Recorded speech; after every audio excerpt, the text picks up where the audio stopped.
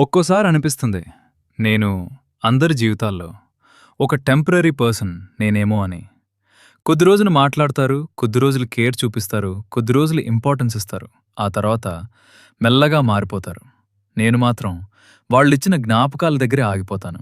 ఎందుకో తెలుసా? నేను మనుషుల్ని టైం పాస్ కోసం ప్రేమించను. అలవాటు పడితే మనసుతో పడిపోతాను. కానీ నా దగ్గరకొచ్చిన వాళ్ళు చాలామంది నన్నొక చాప్టర్‌లా చూశారు. నేను మాత్రం వాళ్ళని మొత్తం కథలా భావించాను. చాలా బాధగా ఉంటుంది. మనస్ఫూర్తిగా ఉన్న చోట మనల్ని రీప్లేస్ చేయటం చూడటం.